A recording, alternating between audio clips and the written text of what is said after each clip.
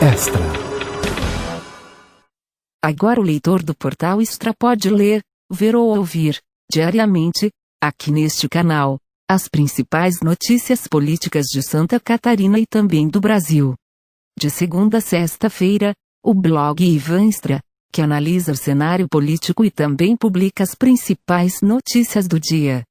Na terça o canal conta com a coluna Radar Extra, de Aninha Carolina Silva, e na sexta-feira, Radar Econômico, de Luciane Junqueira.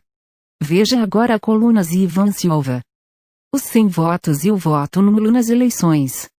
O alto número de abstenções nas eleições municipais desse ano está sendo festejado por alguns setores da sociedade, como se fosse um ato de protesto que possa melhorar a qualidade dos políticos brasileiros. Estão equivocados. Muitos de nós lembram o tempo em que a sociedade brasileira convivia com os políticos sem voto. Era assim no regime militar de 1964, com os governadores de estado e prefeitos das capitais, que ao invés de serem eleitos pelo povo, eram escolhidos pelo presidente da República. Tivemos também os senadores biônicos, que não eram eleitos pelo povo. Mas não foi apenas no poder executivo e legislativo que a ditadura militar pretendeu restringir o exercício da democracia direta, praticada pelo povo. Deixou também a ditadura sua marca no poder judiciário, com a promulgação da Lei Complementar número 35/79, que regula, entre tantos assuntos, a eleição nos tribunais pátrios de seus órgãos administrativos. No Brasil os juízes não são eleitos. A maioria ingressa na carreira pela via do concurso público. Alguns são por escolha do presidente da República, como do Supremo Tribunal Federal, tribunais superiores e regionais federais, e nos tribunais de justiça, pelo governador do estado. Por outro lado, grande parte do eleitorado é equivocada quando se trata de eleger um candidato a um cargo público. Por acreditarem que o político é nivelado pela raia miúda, pregam o voto nulo, que não anula a eleição, como pensam. Em época de eleição sempre circula um boato de que se mais da metade dos eleitores votar nulo a eleição é anulada e o Tribunal Eleitoral marcará nova eleição.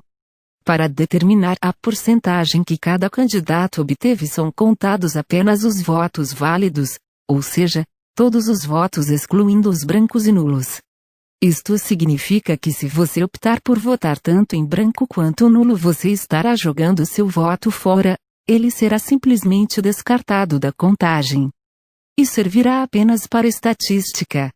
Um exemplo absurdo e improvável, mas perfeitamente legal segundo a legislação vigente, é de que 99% dos eleitores votem nulo e o outro 1% vote em candidatos, sendo estes votos válidos.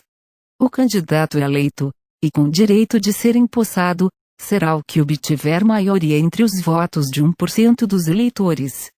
Você deve estar se perguntando de onde surgiu esta história de que a eleição é anulada caso haja maioria de votos nulos. Espero que a origem tenha sido de uma leitura incorreta da legislação e não de uma ação mal intencionada e deliberada.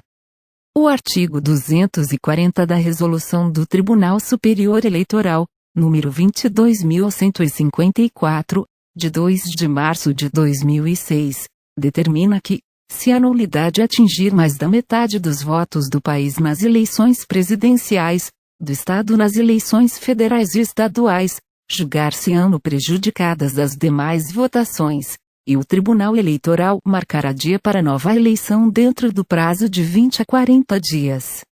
Preste atenção que o artigo dispõe sobre a nulidade e não sobre votos nulos.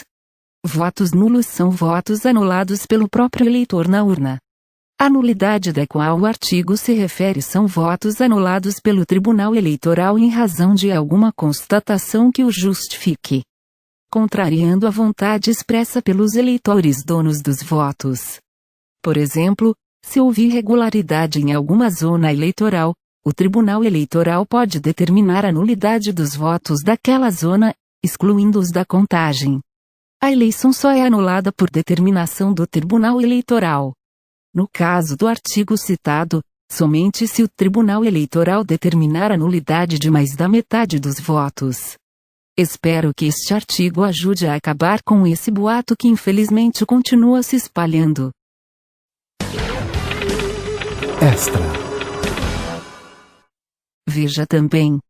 Projeto de decreto legislativo pode sustar portaria que retira nomes da lista de personalidades negras. O Senado vota nesta semana o projeto de decreto legislativo para assustar os efeitos da portaria editada pelo presidente da Fundação Cultural Palmares, Sérgio Nascimento de Camargo, que estabelece diretrizes para a seleção das personalidades notáveis negras, nacionais ou estrangeiras e retira nomes da lista.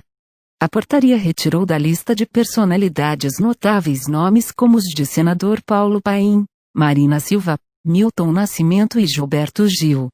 A proposta é do senador Alessandro Vieira, do Cidadania, do Ceará. Outro projeto com o mesmo teor foi apresentado por Humberto Costa, do PT de Pernambuco. Os dois serão relatados pelo senador Fabiano Contarato.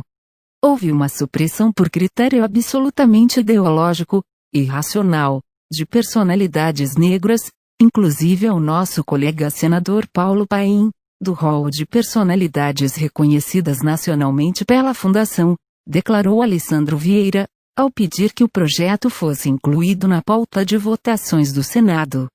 Para o senador, o projeto dá uma resposta política à medida do presidente da Fundação Palmares. É deixar claro, transparente para a sociedade, que não aceitamos revisionismo ideológico. É preciso respeitar a história das pessoas, resgatar a história verdadeira desse Brasil, especialmente de um povo que tanto foi perseguido, e ainda é, pelo racismo. Não dá para você virar as costas para essa prática, que é de cunho ideológico, que é negativa, que prejudica a nossa nação, afirmou Alessandro Vieira. A Portaria 189 de 2020, editada por Sérgio Camargo, presidente da Fundação Cultural Palmares, determinou que a lista conterá apenas homenagens póstumas a personalidades negras que tenham tido relevante contribuição histórica no âmbito de sua área de conhecimento ou atuação, que tenham defendido os mesmos princípios pelo qual zela o Estado brasileiro, além de outros critérios que podem ser avaliados, motivadamente, no momento da indicação. Veja também. Júri é interrompido para posse de prefeito. Na volta, réu é condenado por feminicídio. Um fato inusitado marcou a sessão do Tribunal do Júri realizada nesta semana na comarca de Itapoá, na região norte do estado. No primeiro intervalo dos trabalhos determinado pela juíza Aline Vasti Ferrandin, o auditório da Câmara Municipal onde ocorrem os júris naquela cidade foi tomado por políticos e familiares para acompanhar a posse do vereador Ezequiel de Andrade no cargo de novo prefeito municipal. Presidente do Legislativo local, ele assumiu o posto após a renúncia do então alcaide e seu vice. Após a breve solenidade, foi realizada a higienização do recinto e a sessão do júri pôde ser retomada, com o julgamento do réu pelo crime de feminicídio triplamente qualificado, na forma tentada. O Conselho de Sentença julgou a denúncia procedente e o acusado recebeu pena fixada em 21 anos e 9 meses de reclusão, em regime inicialmente fechado. Extra. Peço a gentileza para deixar o seu like no vídeo. Aperte no botão para se inscrever. Ative o sininho de notificações, fique atento aos próximos vídeos. Obrigada e aguardo vocês sempre prestigiando e ajudando a divulgar este canal.